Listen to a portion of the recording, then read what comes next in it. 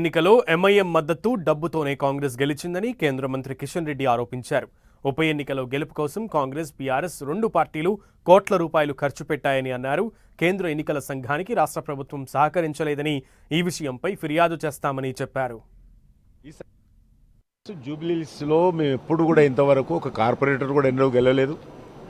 మేము ఎప్పుడు కూడా ఎమ్మెల్యేగా స్వాతంత్రం వచ్చినప్పటి నుంచి ఇప్పటి నుంచి గెలవలేదు.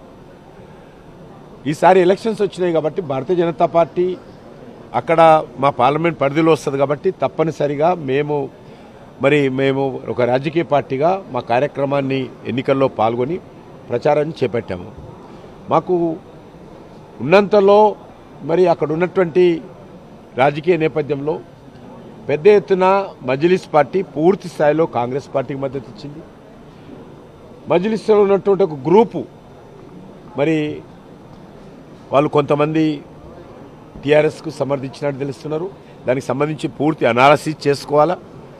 మాకు సంబంధించినంత వరకు మేము ఎలక్షన్స్ ముందు మేము ఓడిపోతామని చెప్పడానికి వీలేదు. కాబట్టి ఎన్నికల్లో మేము పూర్తి స్థాయిలో మా శక్తిని కేంద్రీకరించి మా స్థానిక కార్యకర్తలను కూడగట్టి ప్రచారం చేశాము. కొన్ని కోట్లాది రూపాయలు రెండు పార్టీలు కూడా ఎలక్షన్ కమిషన్ని కంప్లైంట్ చేయబోతున్నాను. ఎలక్షన్ కమిషన్ అక్కడ పూర్తిగా రాష్ట్ర ప్రభుత్వం ఎలక్షన్ కమిషన్కి ఏ రకమైనటువంటి సహకారం అందించలేదు. అక్కడ పూర్తిగా ఒక దిక్కు పోలింగ్ అవుతుంటే పోలింగ్ బూత్ ముందే పెద్ద ఎత్తున వందల కోట్ల రూపాయలు పంచినటువంటి పరిస్థితి రెండు పార్టీలు చేశాయి. కాబట్టి ఇది ఏమాత్రం రానున్న రోజుల్లో ఈ రకమైనటువంటి పరిస్థితి లేకుండా అందరూ కూడా ఈ యొక్క సామాజిక సంస్థలు కానీ ఎన్నికల్లో డబ్బుల పంపిణీ పూర్తిగా అరికట్టాల్సినటువంటి అవసరం ఉంది. ఆ దిశలోనే రానున్న రోజుల్లో మేము కూడా ప్రయత్నం చేస్తాం.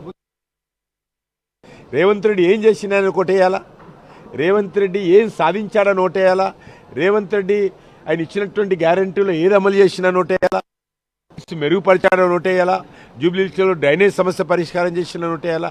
కాబట్టి ప్రభుత్వానికి మెరుగైనటువంటిది కాదు. ఇప్పుడు ఉన్నటువంటి పరిస్థితుల్లో ఎక్కువ ఓట్లున్నటువంటి మజ్లిస్ పార్టీ యొక్క సపోర్ట్ కారణంగా గెలిచాడు.